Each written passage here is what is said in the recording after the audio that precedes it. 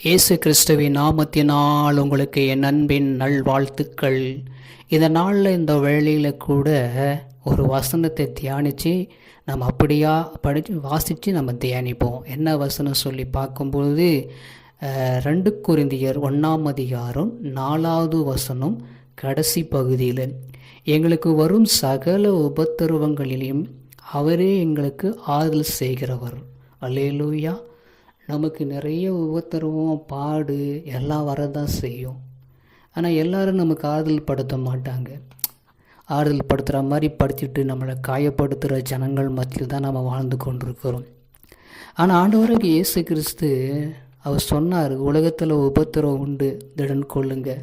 இன்றைக்கி நிறைய பேர் நம்மளை உதாசனப்படுத்துவாங்க, நிறைய பேர் காயப்படுத்துவாங்க, நம்மளை கண்ணீர் வடிக்க வைக்கிற ஜனங்க நிறைய பேர் இருந்து கொண்டு தான் இருக்கிறோம். ஏன்னா இந்த உலகத்தில் நம்ம கடந்து போய் கொண்டு தான் இருக்கிறோம். முன்னே போகவிட்டு பின்னாடி பேசுகிற இந்த மனுஷங்க மத்தியில் நம்ம வாழ்ந்து கொண்டு தான் இருக்கிறோம். அதே மனுஷங்க தான் நம்மளுக்கு என்ன பண்ணுவாங்க, வந்து சும்மாச்சும் மேலோட்டமாக வந்து ஆறுதல் சொல்கிற மாதிரி சொல்லுவாங்க.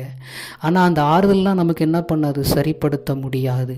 ஆனால் இங்கே வசனம் அழகாக சொல்லுது பாருங்கள். அந்த வசனத்தை நம்ம வாசித்தோம் இல்லைங்களா? அப்படியா எங்களுக்கு வரும் சகல உபத்திரவங்களையுமே அவர் எங்களுக்கு ஆறுதல் செய்வார். ஒரு உபத்திரம் 2 உபத்திரம் இல்லை, சகல உபத்திரம். எத்தனை உபத்திரம் வரட்டும், எத்தனை நெருக்கடி வரட்டும், அவர் ஆறுதல் செய்கிற மாதிரி, அவர் தேர்தல் பண்ணுற மாதிரி யாருமே பண்ண மாட்டாங்கங்க. அதனால் கர்த்தருடைய ஆறுதலுக்குள்ளே நம்ம இருக்கப்படும் பொழுது என்ன வந்தாலும் நமக்கு ஒன்றும் கவலை இல்லை. நம்மளை பற்றி தப்பாகவே பேசினாலும் பரவாயில்லை, பேசுகிறவங்க பேசிட்டோம், அது அவங்க அவங்க பேச தான் செய்வாங்க. அதனால் நம்ம அதெல்லாம் பார்க்க முடியுமா?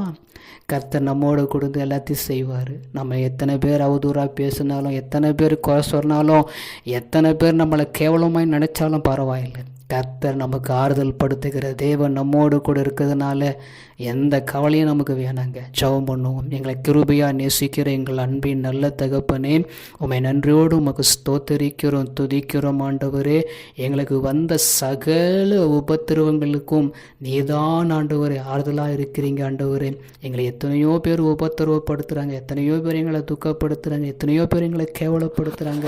அவங்க படுத்துனா படுத்து போய் போகிறாங்க. ஏசப்பா, நீங்கள் எங்கள் கூட இருந்து சகலத்தையும் ஆண்டவர் அற்புதமாக நடத்துகிறதுனால ஸ்தோத்திரம். ஆண்டவர் நீர் ஆசீர்வதியும் பொறுப்பெடுத்து பாதுகாத்து கொள்ளும். இயேசுவின் நாமத்தில் ஆமென்.